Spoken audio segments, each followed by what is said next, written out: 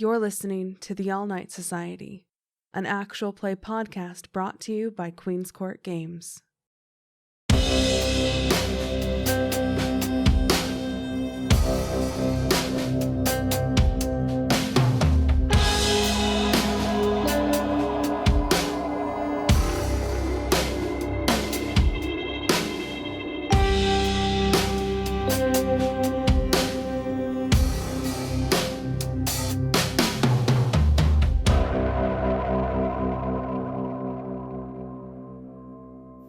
And just like that, the four of our coterie members prepare for the day sleep. It's been an explosive evening, to say the least. Each of you individually laid bare in certain ways. Some you will remember, some you won't. In that, I suppose Alex has the best deal. You've had an experience that will never enter your mind ever again. But the same can't be said for the way that my Lugasi has rankled Calamity and Ivy. Correct as she may be, I doubt either of them appreciate the tone. And if nothing else, it's very difficult to appear severe and harsh as your eyelids start to droop with the sun's encroaching rays. We all know there's a meeting tomorrow. We all know where it is. The prince, ostensibly the prince, has given you time enough to appear fed and well-rested, as much as such a thing is possible. And I will give you the benefit of the doubt of no matter how angry you are, no matter the strange dreams you may be having, when it comes time for court business, you know better than to put off the needs of the beast. You are also solitary predators. So to that end, we will say you depart the Chesky Manor one by one off to your own individual hunting grounds, to your crypto bro bars, to your dojos, to your book clubs, to your public parks, with the common understanding that you will arrive at the Succubus Club at the appointed time. Calamity and Alex, your particular feeding method relies the least on, I hesitate to use the word foreplay, but if we strip out the romantic or sexual context, there's no need to chat about the newest occult tome or to pretend to be interested in the new president of Argentina. You just need to find someone who's alone in the wrong place. Thus, we will say Alex Scott and Calamity Madden arrive at the Succubus Club ahead of the other two members of the coterie. Unlike previous nights which you have attended this august institution, there is no line. There is no line because there is no music, there are no lights. Even the most happening of party spots isn't open every single day, after all.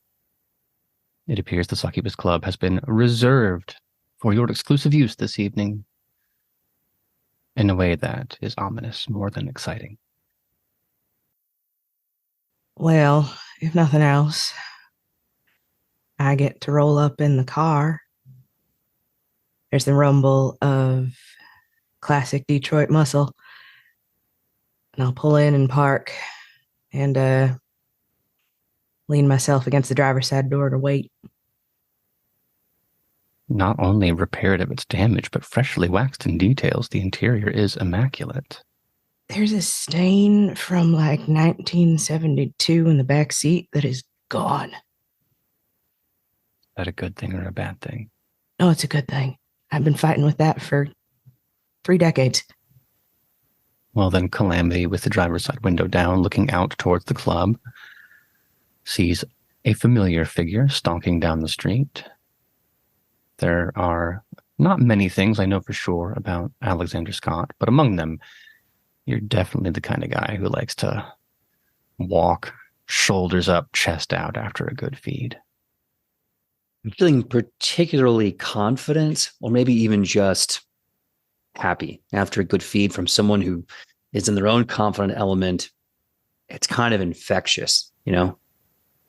Even money, who spots who first? I'll give a whistle as I get out of the car. I want to make sure I'm within earshot. I'm not just yelling hello across the street. And I get up to Calamity. Hey, how's it going? Hey, baby. You feeling all right? Feeling pretty good. Yeah. Yeah. It doesn't make sense, but I mean, I'm not going to question it. I deserve to feel good. So I'm going to. Easy as that. Well, good. I can't imagine this is your first encounter with the court. Yeah. No, in that case, I'm just a little nervous, a little hesitant. The last time I was here, I almost got eaten by a woman, not in a fun way, and almost got killed by a prince, not in the fun way. So yeah, I'm a little nervous, I guess. You'll be fine. You're picking this up quick. All this nonsense. I'm trying to. It's not easy to absorb over 1,000 years of insane neo-feudal machinations in a few weeks. Not to mention everyone has their secrets, so I have to learn those, which is 2 times as hard. But, doing what I can. You're doing all right. At least Thanks. I think so. Appreciate that.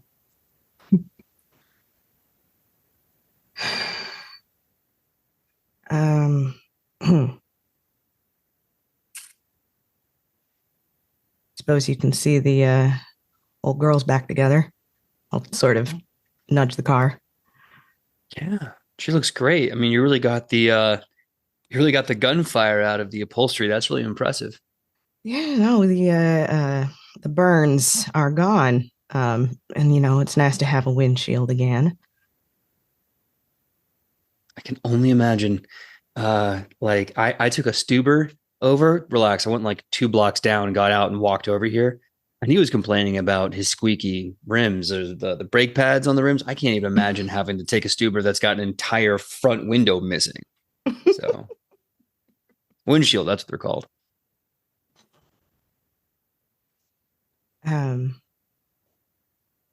Depending on how this goes, I might be saying goodbye once we wrap. No. Well, that really sucks, but I'd like to have you around a bit more, but I get it. You got to do what you got to do. It's part of the job.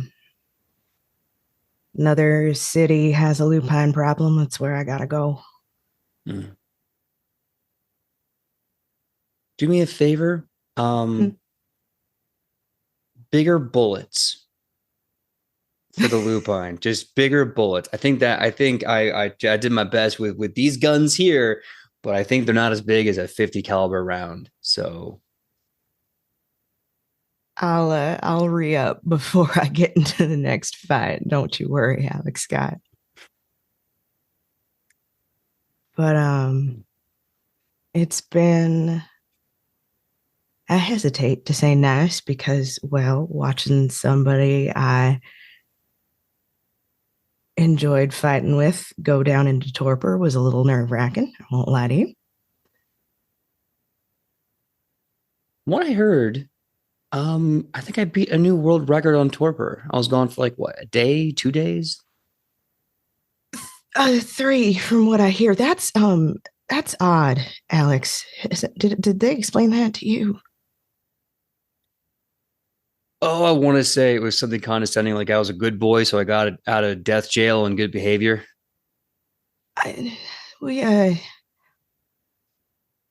There are implications there that are interesting and also unsurprising given your personality. And I mean that in a good way. Means you're probably better off than a lot of us monsters in the dark. Give it a matter of days, years, time. Either I'll be just like y'all or y'all be just like me. I don't know what's worse. Try not to change too much. I'll do what I can. But you must be pretty nervous too, huh? I mean, you probably weren't here with your life on the line, but something's always on the line, I would imagine. There's usually something with the court. Whether it's under the cam or under the anarchs, it's politics either way.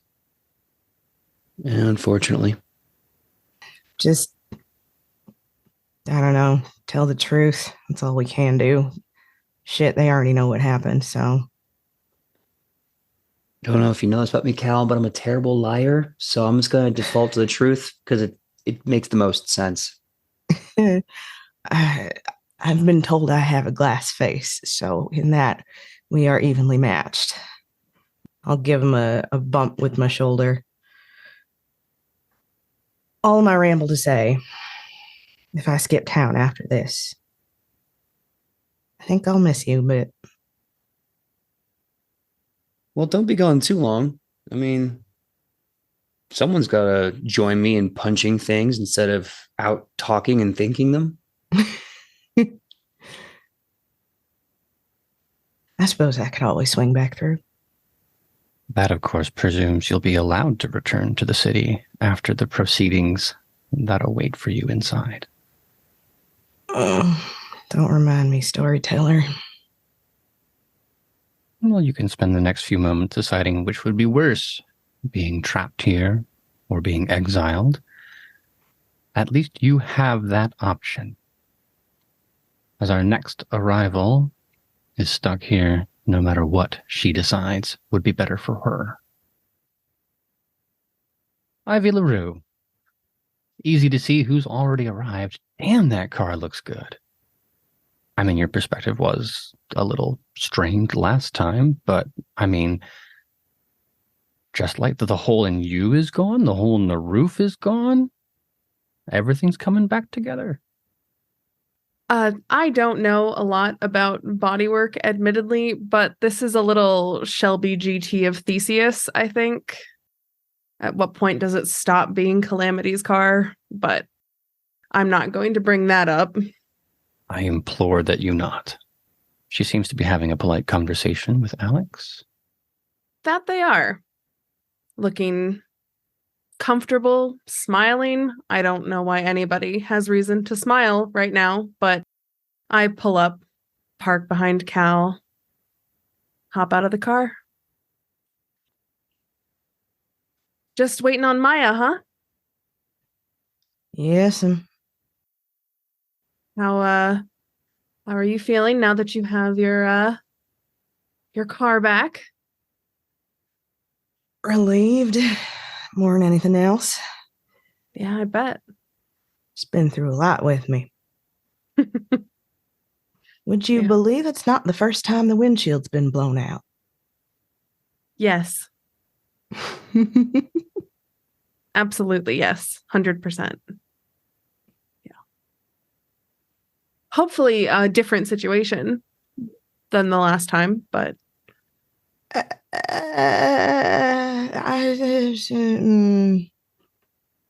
different pack.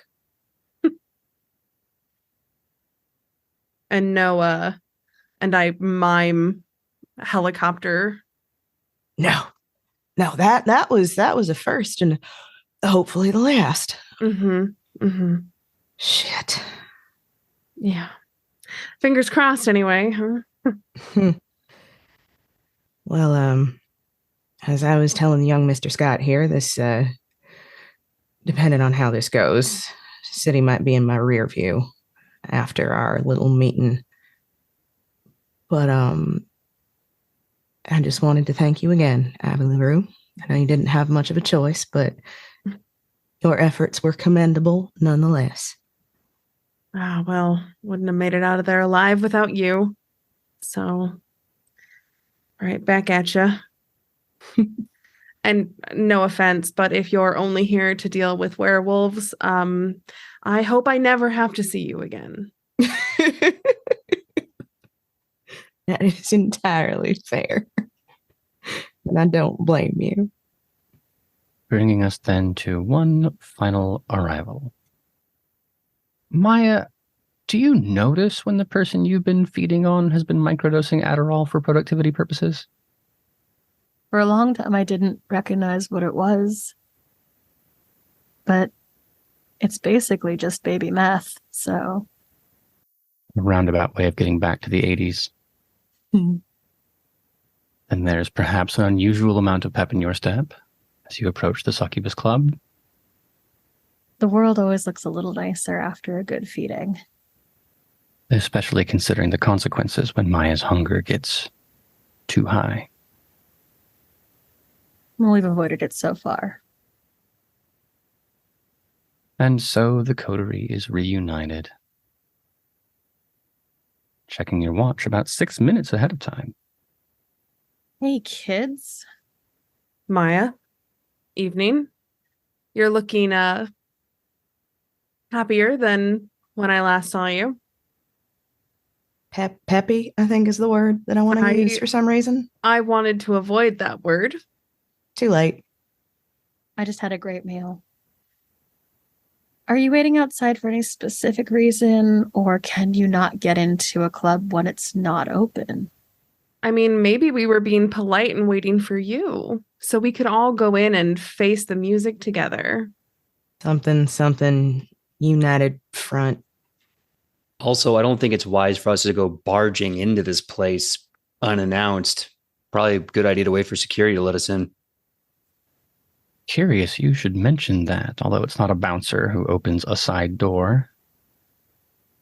There's a woman originally with black hair, but it has been bleached and bleached and bleached into a staggeringly bright golden blonde. Ivy, you of all people would recognize Alexa Santos first, having crossed her path so many times. For the others, I believe this is your first encounter. There's no time for introductions, though. There's no wave or whistle, merely a glare, pointed eye contact made across the street. And she disappears back into the doorway. I think that's our cue. Well, best not to keep that one waiting at the best of times. So... Of course, ladies first. And I will step in front of Ivy. Pretty sure you could hear my eye roll back in Baltimore. The interior of the club is dark, casting a very different visage than the last time you arrived. There's no constantly shifting spiral of lights from above. There's no steady thump of bass from two large speakers. There's no sheriff-cum-musician wailing away on stage. In fact, were it not for the small candle burning at the center of one of the front line tables, there'd be no light at all. The flickering illumination, though, is enough to reveal three figures waiting. The first, I imagine, Ivy could spot from space, a light-skinned black man with a close cropped textured beard.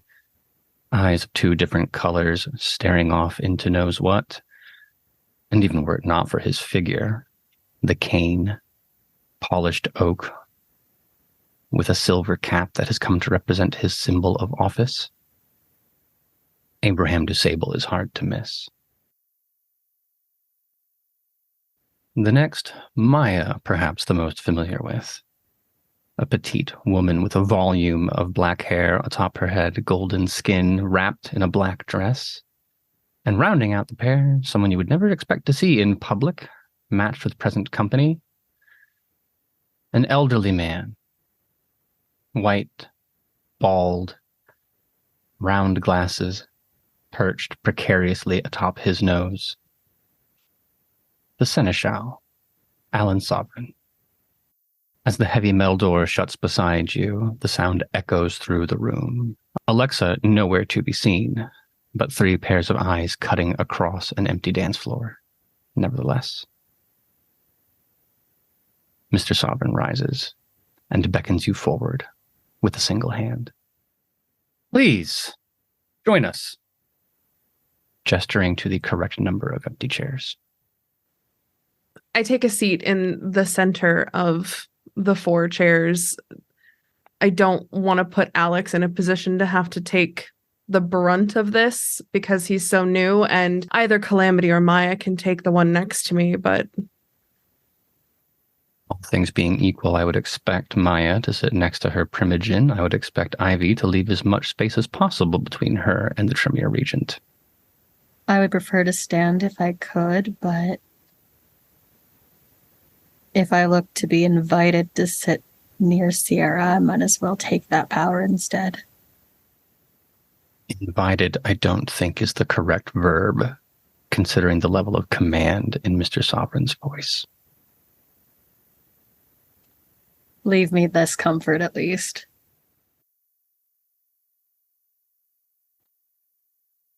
And so, as you take your seats, so does the Seneschal. He's smiling. Far be it from me to presume, but given our business this evening and other things that remain requiring my attention, you will understand if I dispense with the small talk, yes? Of course.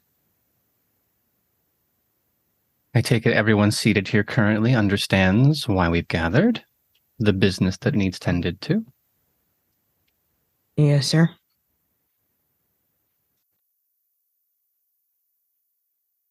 Mr. Dusable, you've been invited as this involves one of yours. Likewise, Primogen Van Burris. Mr. Scott, you'll understand, given your relationship with the prince, Critias does not yet feel comfortable claiming you as one of your own.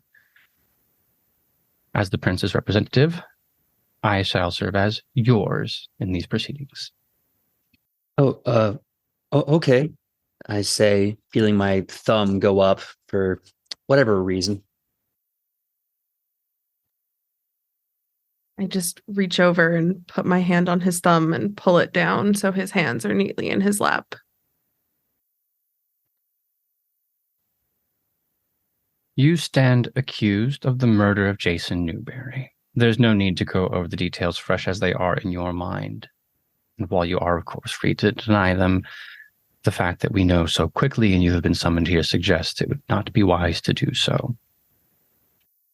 Well, do you want us to fight you then? The choice is yours, Miss Lugasi. I am here but an agent of the Prince's justice. You've laid the charges before us, and then you've told us not to deny you. So it seems we have nothing to do but take it. It's not a question of presumed guilt, it's a question of expediency. That said, I don't hear anyone desiring to enter a plea of not guilty. Is that correct? And his eyes traverse the four of you. That is correct. Miss Madden? My daddy always taught me the truth will out, so I will not refute these charges.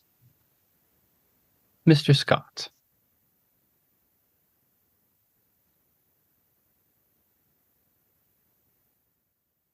Can I plead the fifth? Can we do that in Vampire Court?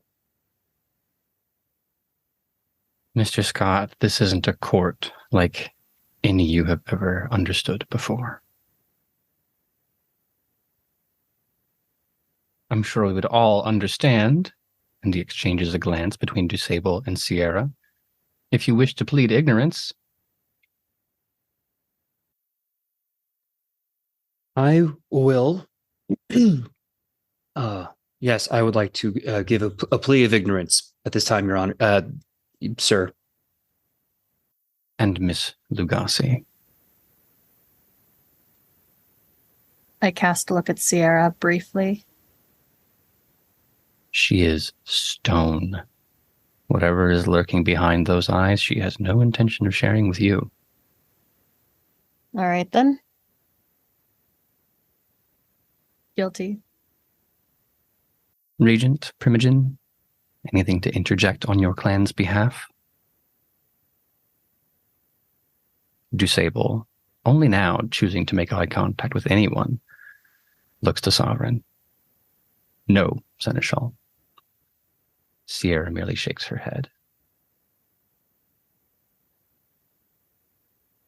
Excellent. His hands clap together, Alan Sovereign now leaning forward on his elbows. Then we can dispense with any trial and move directly to our judgment. By admission or by ignorance, you accept responsibility for the destruction of a kindred under the prince's care and security.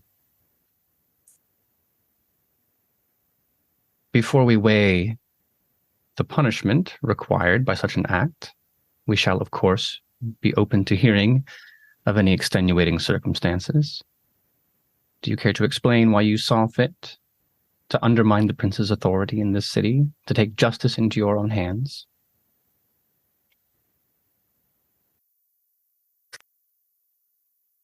I'm going to look to Maya.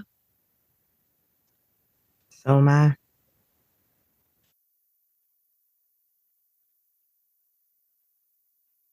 All right. We had evidence that Newberry's influence extended beyond his corporeal form. Even in torpor, he was dangerous. There's a long, pregnant pause. Sovereign, still smiling. We agree. Yes, it seems inadvertently. And the way he says that word, abdicating himself of responsibility, you know by looking in his eyes that he has. You have done the court a service. Now, of course, the extrajudicial murder of kindred, that violates the traditions that this court, and he makes a very pointed look at Sierra, takes very seriously. It's for this reason that the prince has instructed me, and through me, our regent and our Primogen, to allow this matter to pass quietly and away from the public eye. Your silence seems to indicate a lack of understanding. I shall be more plain. You've done exactly what you were supposed to do. Whatever waits for Newberry in 100 years would still be as dangerous, and this city needs to move on. We, of course, couldn't endorse your witch hunt. The prince couldn't have been seen to dispense justice that placated the Malkavians and more rebellious elements in the city. No, of course not. But we all wanted Newberry dead. You've done us that favor, and on top of it, another. Those of us in this room appreciate what you have done. The same could not be said for the rest of Chicago's citizens. And I hope it's understood that unless you continue to dispense with the prince's justice, to serve those interests given to you by your betters, well, that would be a piece of information we'd be happy to share publicly. It would be a terrible thing for the La Sombra in such a precarious position to have one of their own acting uncontrolled against the wishes of their Primogen. A Brujah given the privilege of not attending Critias's academy, the purpose of which is to prevent incidents like these. An interloper from a foreign court invited to solve a problem and causing another, to say nothing of, well, we'd be happy to turn your fate over to the pyramid. But thankfully, none of those things are going to happen, because the four of you will continue to cooperate. At least, I presume. Yes, sir. Of course. And should we leave Chicago? Oh, quite the contrary. Miss Madden, your circumstances are unique, but for the other three of you, you will remain in Chicago until Chicago is done with you. There is a project afoot. The prince has made this clear. Congratulations, you now find yourself in an official starring role. Think of all the problems the prince cannot solve himself, but if a coterie of rogue kindred, especially ones that acted silently, didn't leave any evidence, well, sometimes bad things happen to bad people. Make no mistake, this isn't an ultimatum without reward. There are benefits, after all, in serving the prince. I'm going to slowly raise my hand, looking around the room just to make sure if anyone knows better than me to put it down, but I'm going to slowly and sheepishly say, this does sound like a great honor, but also great danger. I'm sure the benefits are worth the effort, but if there's anything I've learned in the past 2 weeks, is that we also need protections. Understanding that doing this for the prince would be a really, really great gift and opportunity, but also a huge risk to our ability to continue doing it. Will we have any political sanctions? That's not the word. Security in doing this act. Graciously, of course, for the prince. Well, that depends, Mr. Scott. Any given action can have, of course, one of two outcomes. If you do so in a way that allows the prince to cover for you, then yes. If you do so in a way that attracts unwanted attention or contravenes our public positions, no. Oh, okay. So don't fuck around, don't find out. I can do that? Yeah, okay. In the parlance, I suppose. But I do not intend to let Mr. Scott speak for all of you. This is an offer extended individually. Miss Lugasi? Do we have another option? Or is this really a one-sided deal? There are always options, Miss Lugasi. They're not always equally pleasant. Then sure. Sounds peachy. And Miss LaRoux? Where is Dusable looking? Dusable has been avoiding eye contact with you the entire time. Save for exchanging a few glances with Alan Sovereign, he seems content to look at no one. I think Maya and I are in agreement here about our understanding of exactly what this situation is. So, yes. Very well. Miss Madden, unfortunately, I cannot offer you this decision. The prince's authority does not extend to Baltimore. At first convenience, we will be dispatching a courier. You will be allowed to resolve this incident in your own court. It's not my court, but sure. Then all things being said, this meeting is adjourned. I will report back to the prince. We'll be in touch. Alan Sovereign rises, seconds after the regent and the Primogen. Ivy, whatever internal thoughts you are having are interrupted by the thump of a cane against the floor, and for the first time, Dusable turns to face you. He gestures away towards tables reserved for VIPs, too important to be bothered by business on the dance floor. A moment of your time, neonate.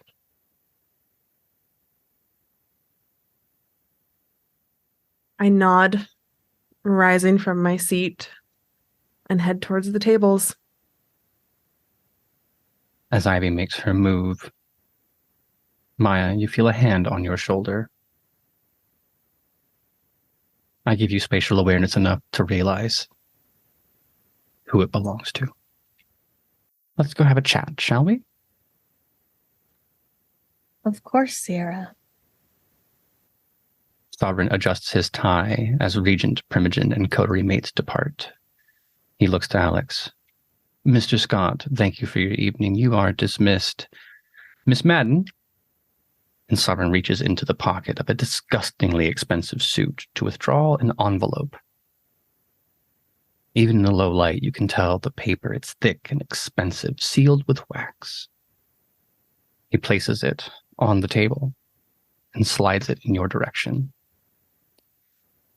This is for you. Thank you, sir. Enjoy the rest of your evening. You as well. So, You just got a letter. You just got a letter. You just got a letter. What's up with it? Well, we're not dead again. I'll take that as a win. You want to get the fuck out of here? Yeah, immediately, right now. Let's go. Let's go do that. Yeah, I'll as we're walking, I'll sort of trail behind the pup. Take a look at the seal and give a very reflexive, wholly unnecessary sigh. You recognize those initials. Yep. Highfalutin ass motherfucker, I swear to God. Kev. Alex, a few steps ahead of Calamity. The door pushes open. Alexa Santos gives you a glaring, violent grin. Have a nice night. Be seeing you soon. Good night. Shit. So what's up?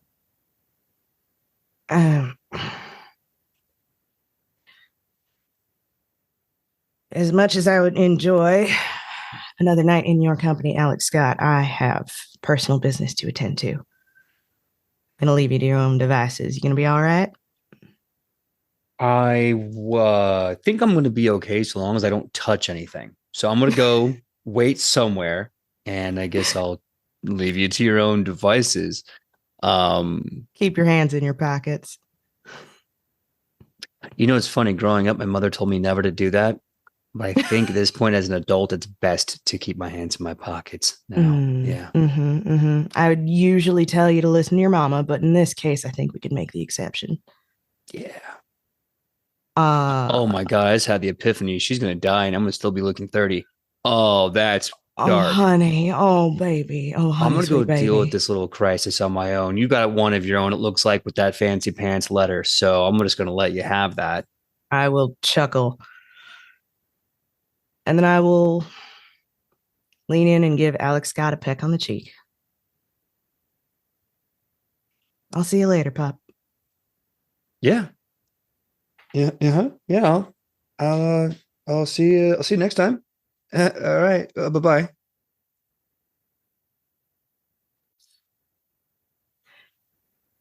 Back to the car I go. God damn it, Kev.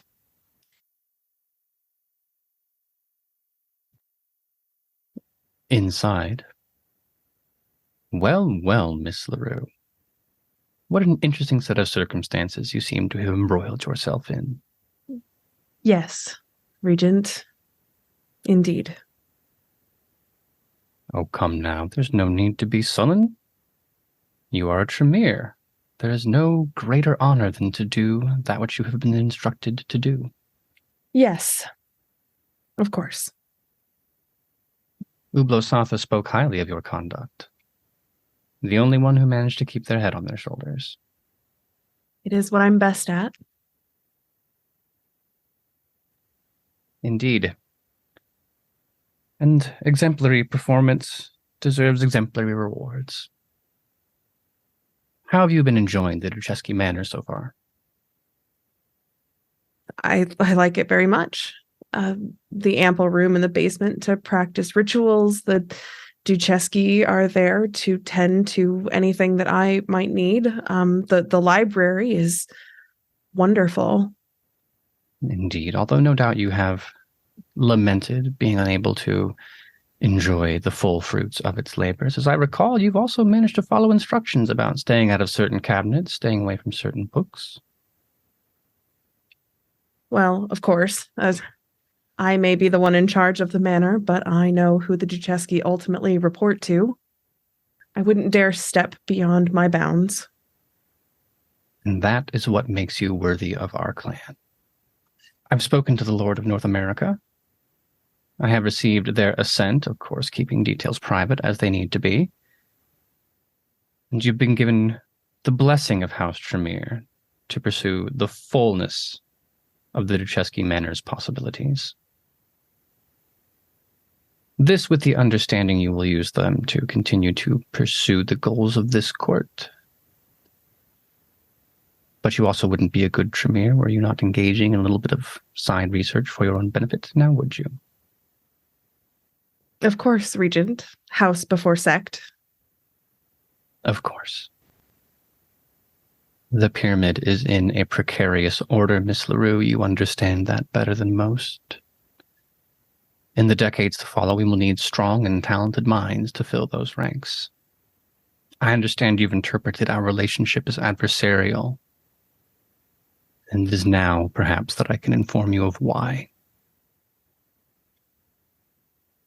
Did your sire explain to you what was waiting in Chicago? No, sir, she did not. I will leave the details to the correspondence you no doubt will engage in, but this is a test, neonate. Rising in the pyramid requires people who can make decisions carefully, and who can enact those plans without attracting the attention of those who do not need to know. In this, I'll be happy to report you have succeeded.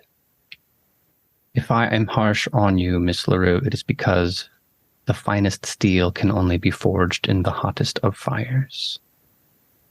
This city will continue to be your forge. I don't know what to say, Regent. Thank you. The thanks does not belong to me. It belongs to the council, to the lords, to the pyramid. Steel to be wielded by house and clan Tremere, no doubt. No doubt, indeed. Well, if you'll excuse me, Miss LaRoux, I have a gargoyle that requires some amount of repairs. Please pass my congratulations to Mr. Scott. And I expect if I make you wait any longer before being allowed to dive into forgotten tomes, you will become undignified. Indeed. Enjoy your evening, Miss LaRoux. I shall, Regent. Thank you. Across the Succubus Club. Maya, I have to say, I just nominate an enemy out of thin air, and you, like a beautiful arrow of violence, just chase them down. I really wish you wouldn't use the term arrow, but I'll take it. Don't be sad. Don't be sullen. This is a cause for celebration. Think of all you've done for Clan La Sombra. Think of all you've done for yourself. I'm thrilled that the La Sombra are safe. Not so much that it seems like I have to find permanent residence here in Chicago. Oh, I don't know that you'll need to find it. It's been arranged for you, but I don't want to spoil the surprise yet. Come on, we're still celebrating. You know I hate surprises, Sierra. First of all, Primogen. Let us not forget that. Second of all, Keeper. And that is a word that will echo around in your brain.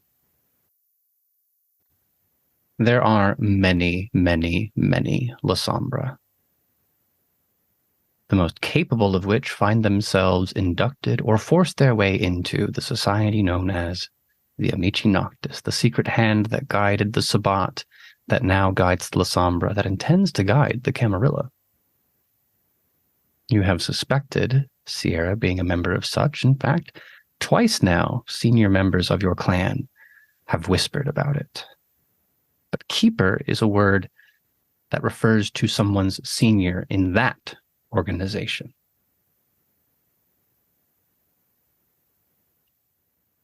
And if Sierra is instructing you to refer to her as your keeper, well, that can only mean one thing.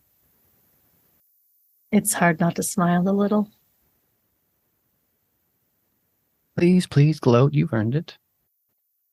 Suffice it to say, your actions have been observed, Callie of all people. But word makes its way around. I understand you have a certain affection for local radio? What can I say? I'm nostalgic. Our clan thrives by allowing our most talented members to apply their excellence in the arenas that they have the most affection for. That is why the kings and queens of Shadow have extended their invitation. The Amici are a society, broad, of course, but inside there are factions, each of which apply their gifts to certain areas.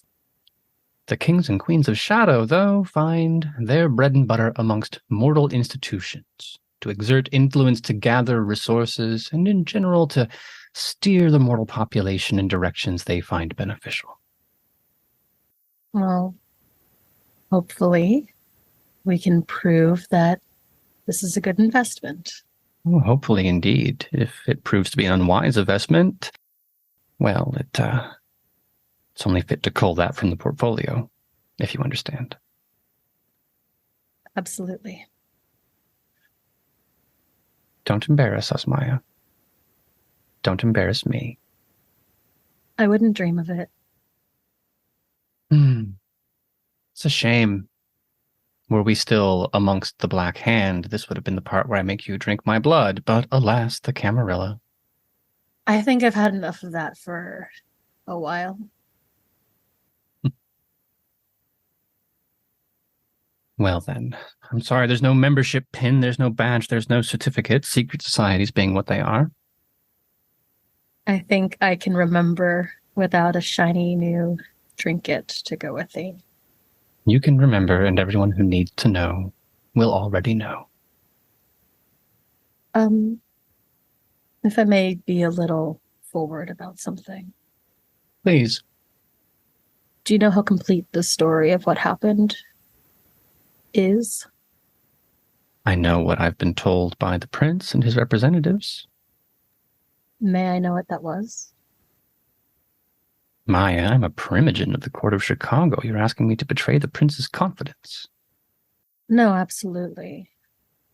My concern is that if we are asked to leave Chicago, it would be convenient if the limited people who knew could understand that not all of us were to blame. Her eyes narrow just the slightest bit, and you realize you might have information she doesn't. But more important, she realizes you may have information she doesn't. We're all entitled to our secrets, Miss Lugasi, but if there's something that threatens Chicago, or more importantly, Clan La Sombra, it would behoove you to share. Oh, never. Nothing like that. Just that some of the people involved in our incident were not under our prince. And should things go sideways, I was just trying to understand how complete the record was. Allow me to state it thus, Maya. If this is a problem you think you can control, then by all means keep your secret, solve your problems, and reap your rewards. But if this is a problem you can't control, and it becomes a problem that I have to control, in a world where I was not forewarned, that would not be becoming of an Amici. Absolutely. And I am perfectly in control. Then I'll pretend this conversation has been about your new living arrangements. Can you hand me my purse? Absolutely. Sierra opens it. There's a surprising amount inside, but she knows exactly what to reach for. Her fingers grip a leather tag attached to a very ornate key.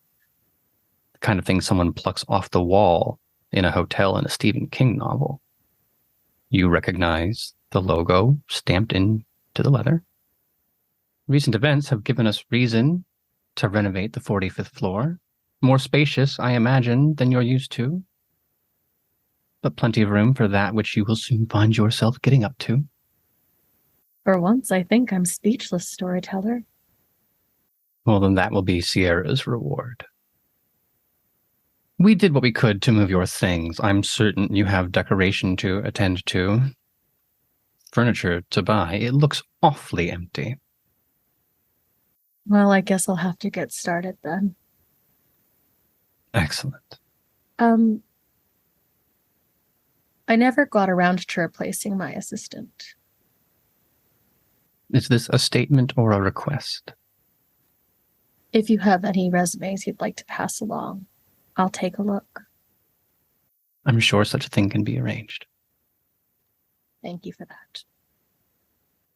Well then, off with you to the catalogs. And so my Lugasi departs. An amount of time will pass.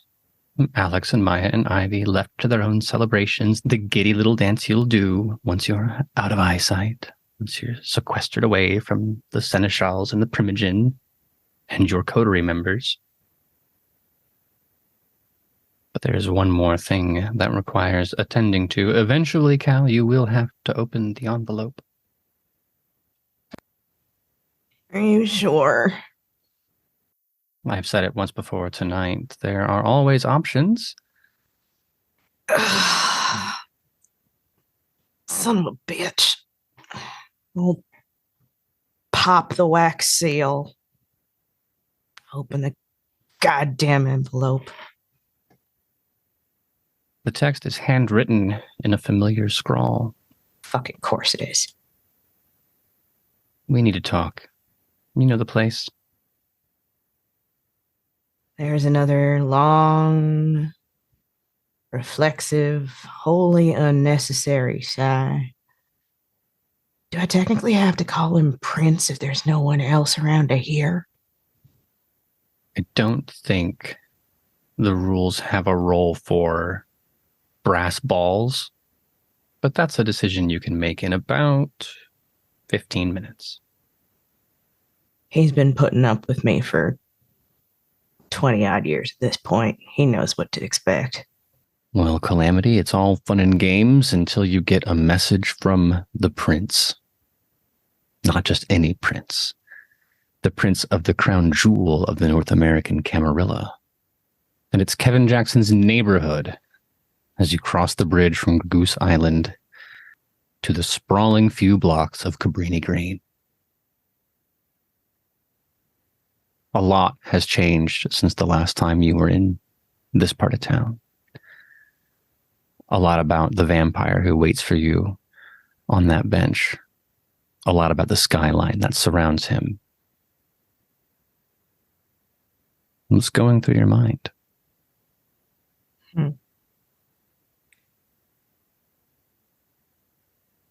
It feels a bit like getting called into the principal's office. Like I'm expecting a scolding for my attitude, which is ridiculous considering I remember when Prince Kevin Jackson was just Kevin Jackson. It was a long time ago. I think pushing 30 years at this point. You haven't changed much in 30 years. Storyteller, we don't change. Tell that to the prince. It's odd considering the first summons that I got, the summons to come here and take care of that little lupine problem, also came from Primogen Rosa Hernandez, but that had the paladin's handwriting all over it too. I'm sure if you asked him, the answer would say, well, yes, everything in Chicago has my handprints on it. At this point, I'm just dragging my feet to be obstinate about it. wouldn't do to keep the prince waiting. No, I imagine not. Well, thankfully, that'll be an easy trip. Just a few short yards from where the car has delivered you to the bench where the prince waits. You had a long trip to think about how you're going to introduce yourself in this moment. Not literally, he knows who you are. But that balance between Calamity quippiness and proper kindred servitude. When you take your seat at that bench, are you sitting next to the Prince of Chicago, or are you sitting next to an old friend? Friend is a strong word when it comes to kindred, but I will sprawl myself down in the way that I'm used to, taking up space, even though everyone tells me I shouldn't. I'll take a slightly crushed pack of Marlboro Reds out of my pocket, pull one out, light it, and hold the pack over to the Prince of Chicago. I look at the crushed pack. There's the smallest hint of a familiar smile, but it goes away quickly as I take one of the cigarettes. Looking at it.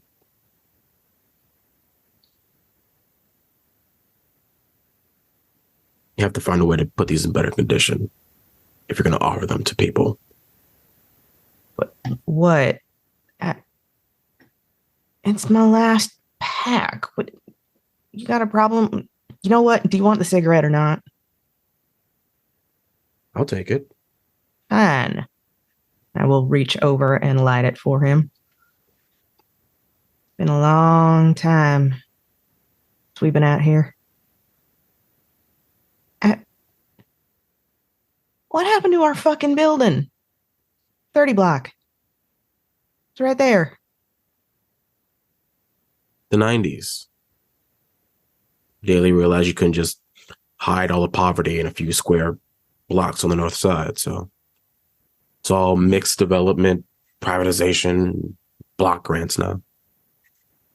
Anything but schools and jobs. You call me all the way up here for a sociology seminar. If I wanted that, Kevin, I would have started taking night classes back in the 80s.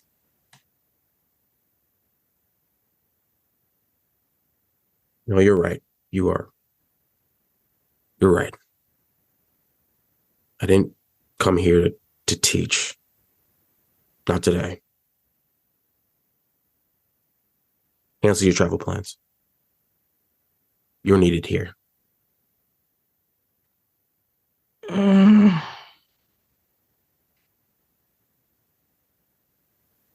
Storyteller, I think there's a part of me that was expecting this. If I'm being perfectly honest. Just the other day, you were talking about how comfortable it was to have found a coterie. How nice it was to hang out with Alex. How tolerable it was to hang out with Ivy. And now you're complaining to me that you have to stay? That was before the order had been given. It's nice to think about when the option to leave is still on the table. By this reckoning, that option has been rescinded. So it seems. I'll blow a plume of smoke out into the night, put my elbows on my knees and hang my head. Tell me, is this an order from the Paladin, the Prince of Chicago?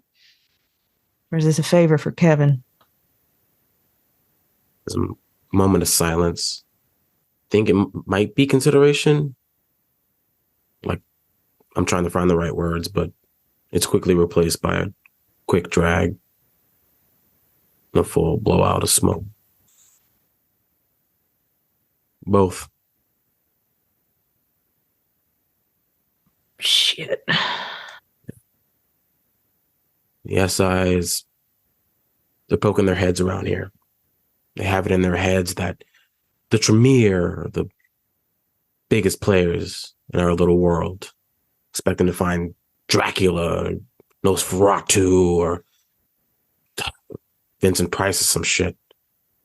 They've been tracking Ivy since their little run-in, and they followed them all the way here. Long story short, if the SI get in and get her, they will pull her apart, bit by bit, until she gives up every kindred in this city and then some, and that is something I cannot afford.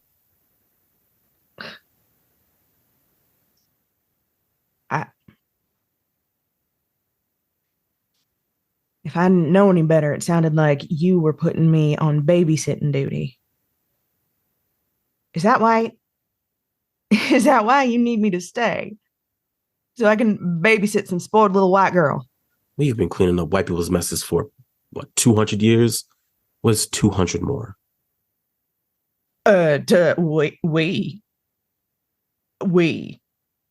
I certainly did not swear an oath to some ghoulish Prince Philip looking motherfucker in his castle. Another long drag of the cigarette. Stands up. It's my castle now.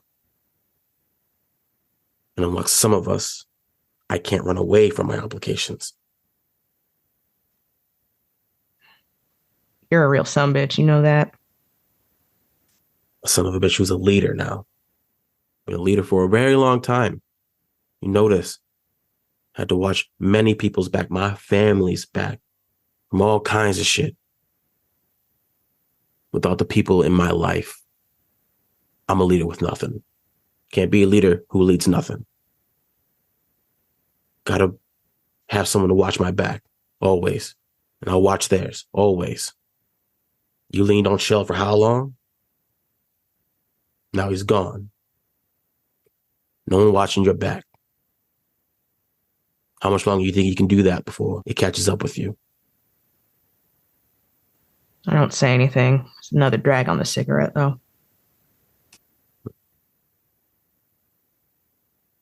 The city needs people who are strong, like us. People like me. People like you. No one knows what it's like to be hunted like us, understands the struggle like us. We're the best line of defense for something like this. We know what to look for, who to look for, have our heads always on a swivel. And I need yours on a swivel. I will have yours on a swivel to ensure that this city stays safe. People in the Ivory Tower don't get it. Ivy, Loden, they don't understand the severity like we do. No, they wouldn't, would they? They're not going to understand what it's like to survive in a place that wants you dead no matter what. Take another drag at the cigarette. Throw it to the concrete, stamp it out with the toe of my boot.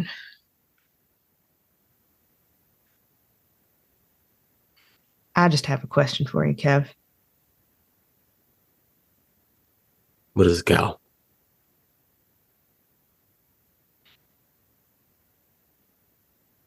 You sent Rosa to fetch me. It was her that brought me in to take care of the lupines outside of O'Hare. You have my direct line, bud. Hell, you send the Primogen to do your work for you. I can't do like how I used to do. My station's a little bit too high nowadays. Oh, must dirty your hands, huh? I never found it as enjoyable as you do. You always had the temperament for leadership. Fuck.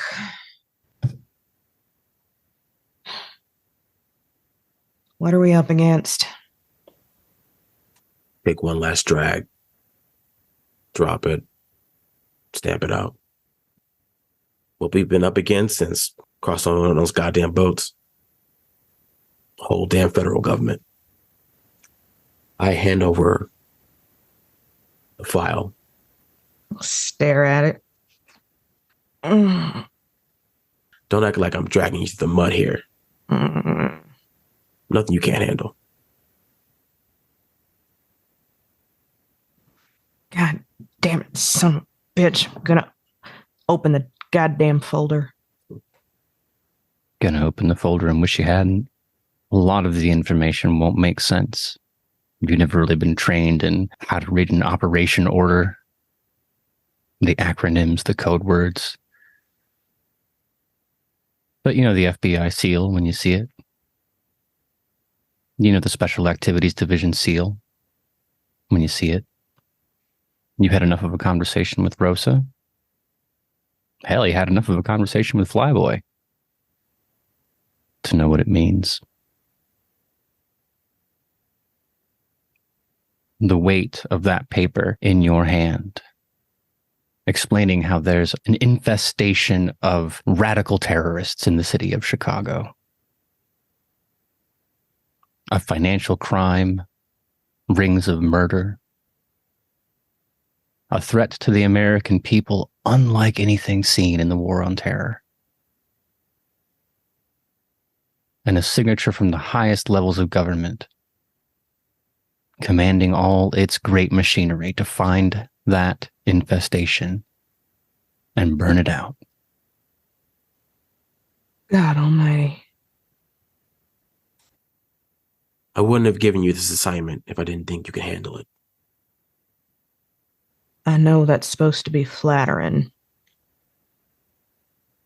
But given the circumstances, you'll excuse me for not jumping for joy. I didn't order it, so you don't have to do it. Shit. It was so much simpler back in those days. Simple wasn't good enough. At least not for you. No, not for me.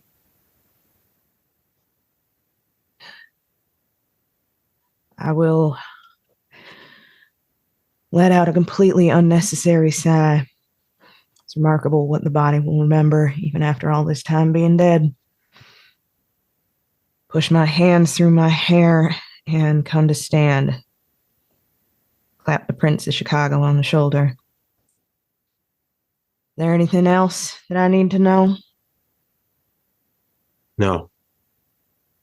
I trust you, Calamity. Now get to work. And so Calamity departs. It's funny how the city has changed. It's funny how the city has changed people. Everything just familiar enough for you to understand how far it's gone. So you'll see the neighborhood, buildings torn down, looking down at the skyline of Chicago, new buildings put up. From your perch, you can see the axis on which this entire kindred project spins. Weighty enough to make you stick around. But it's the things you can't see that would have given you pause.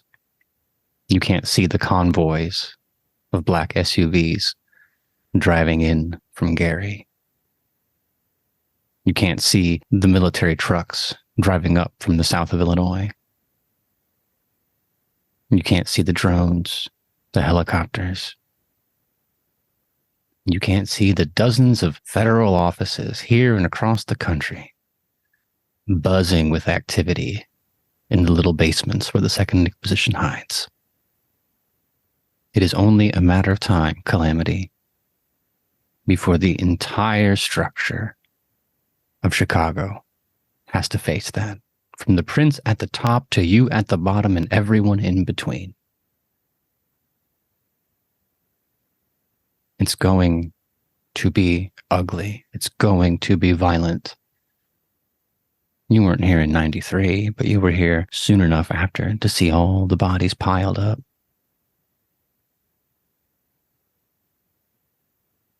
How many more kindred corpses will we have to lay on the pyre before this chapter of the story ends? We'll find out, but not today, because that's a story for another night. You've been listening to the All Night Society, an actual play podcast brought to you by Queen's Court Games. If you've enjoyed your stay, consider supporting us on Patreon for access to exclusive art, audio, and private fan-only games. For more content, follow us on Facebook, Instagram, or TikTok at Queen's Court Games, or on Twitter at Queen's Court RPG.